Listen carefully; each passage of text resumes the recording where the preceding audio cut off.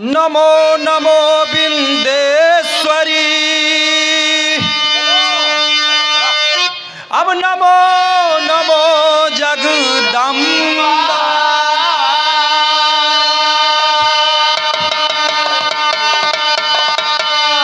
भक्त जनों के कारिश्मा करती नहीं विलंब।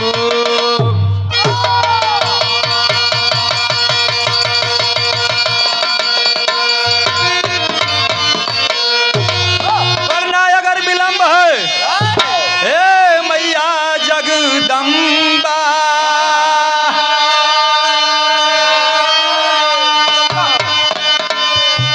तब तक आयु संभार लो। जय जय बली बजरंगी।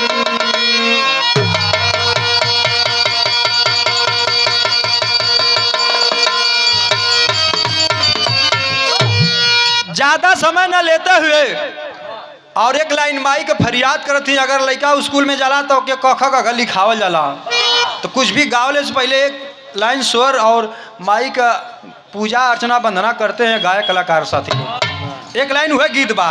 ठंडी के मौसम बा, ठंडी के मौसम में कोनो दुल्ही के दुल्हा गल बा कमाए, ओकर पत्नी रोज वराना देत बा मोबाइल पर।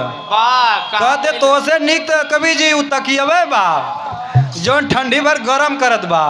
तू गल बड़ा होते बम्बई दुबई 3 साल के बाद आई बा और ठंडी में क्या गरम करी। वह तरज बा कैसे के सुन गई वह लाइन बा। अरे पियवा से नीक बात कियवा हो। अब गाँव बजाव में कोनो अगर टूटी हो तो क्षमा चाहेंगे, क्योंकि हम लोग को सिखा रहे हैं पढ़ा रहे हैं और न कोई कलाकार पैसा पे आता है। बस आप लोग के लिए हाल चाल के लिए मार्गदर्शन के लिए हमारे मुन्ना कवि जी का आशीर्वाद है कि हर जिला से लोग आते हैं। अरे पियवा का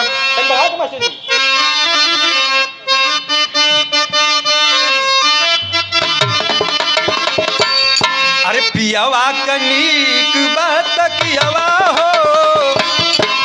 कबहू बीमार ना होला।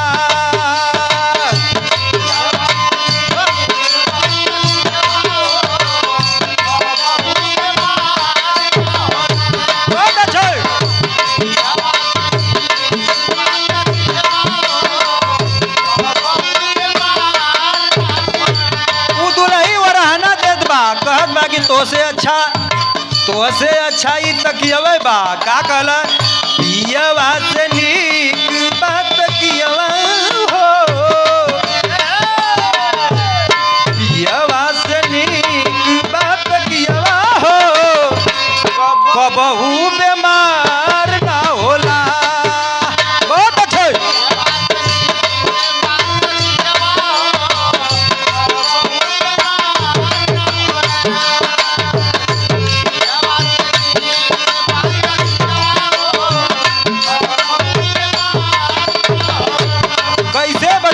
अंतरा के लाइन में कहत बा यह बतौल। अरे गर्मी जाड़ में चाहे भी निसार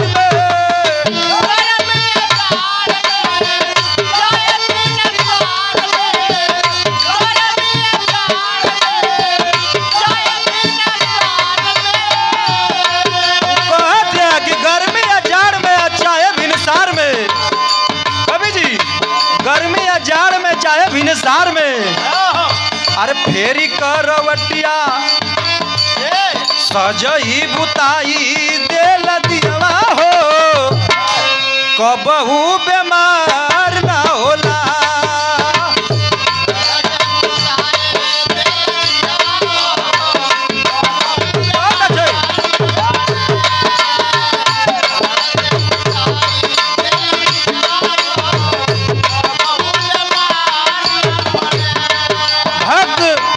पहली लाइन में माई से फरियाद कैल। कहता ये माई जे भी आपके दरवाजे जाला कुछ न कुछ लेके जाला। का कहला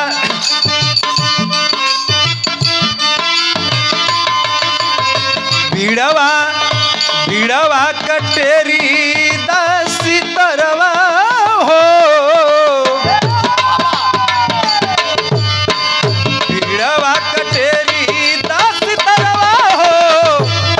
पहाड़वा छोड़ के आवा जननी।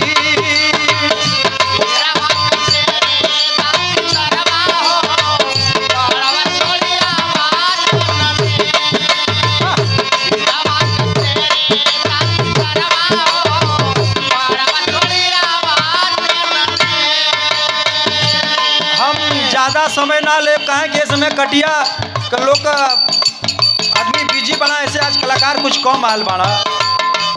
दीना भैया फोन कहना है कि आओ पर हमके चला आवत है, सबके संभारे के पड़ेला। राती के कलाकारन का और हमारे साहब वकील साहब सर्वेश पाल कवि जी को मैं प्रणाम करता हूँ, क्योंकि आप भी आ गए बड़े भाग्य से। आप दिख नहीं रहे थे, आपको कोटि कोटि प्रणाम। रात में कलाकारों का मैं प्रचार प्रमोशन करता हूँ यूट्यूब के माध्यम से, माया म्यूजिक, और दिन में कलाकारों का न्यूज के माध्यम से कोई भी घटना हो लाडो लाइव से आप लोग देख सकते हैं। थोड़ा किसानी भाग अपना भी काम भी करते हैं। अंतरा के लाइन में काला कैसे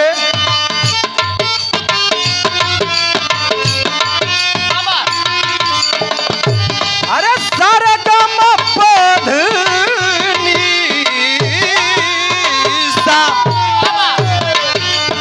कलाकारवा पीस के कह दिए तो हम क्लासिकल गावत है। अमन गाली वाली समय खा के खत्म करके दूसरे के नंबर दो लिए कहें कि सरपट्टा गावत है। भाई वो लोग पैसा पाओ ना, टाइम पास करा ना, 20,000 लिए रात भर पूर्ति करिए। यहाँ फ्री में 50 कलाकार आ जाना हमारे मुन्ना कवि जी के सौजन्य से। अरे सारे गम पधनी सा कुछ न जानीला,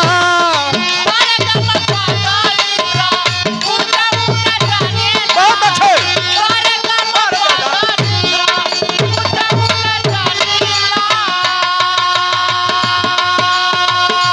दादा का डांस देखिए, उनका पेट को और तरफ दिखाइए कवि जी। जितना ढोलक पर ताल बज रहा है, दादा का धूड़ी नाच रही है। देखिए सारे गम पधनी सा कुछ न जानीला, बहुत अच्छे।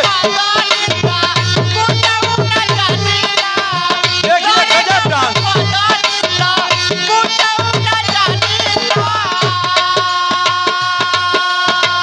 तोहरे चरनिया के, तोहरे चरनिया के हम तब मानीला।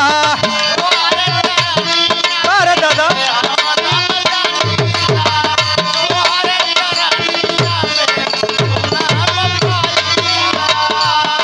तोहके पुकारे ला छोकरवा हो।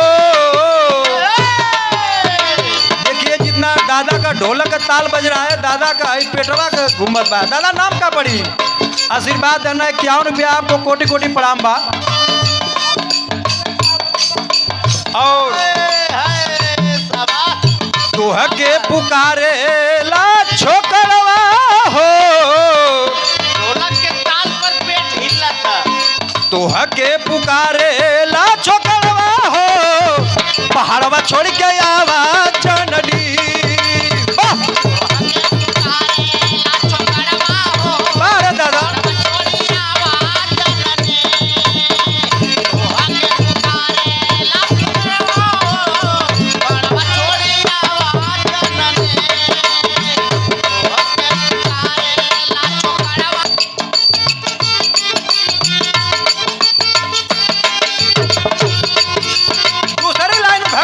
फरियाद के लगा कलर अरे पास में न धूप माला ना ये धूप बतिया, पास में न फूल माला ना ये धूप बतिया, पास में न फूल माला ना ये धूप बतिया। कैसे उतारी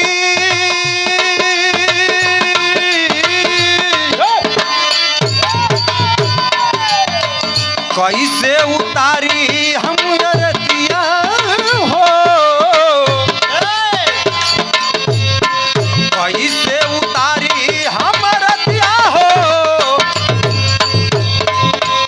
अरे कैसे उतारी हम रतिया हो, पहाड़वा छोड़ के आवा जननी। कैसे उतारे हमारा रतिया हो, पहाड़वा छोड़ आवा जननी। कैसे उतारे हमारा रतिया हो, पहाड़वा छोड़ आवा जननी। लास्ट लाइन में ये गुरु घराने का परिचय बा। और देखिए हमारे ड्राइवर साहब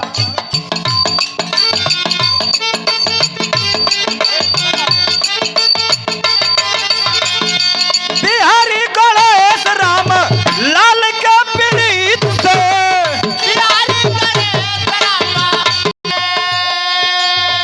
ये कह रहे हैं कि हमारे ससुर गाना लिखते हैं आप बिहारी गणेश राम लाल के प्रीत से बिहारी गणेश राम लाल के प्रीत बिहारी गणेश राम लाल के प्रीत से रामदेव नामी भैल चाचा ऐसे बढ़िया हथियार ना ए मास्टर काम वाह बिहारी गणेश राम लाल के प्रीत से बिहारी गणेश राम लाल के प्रीत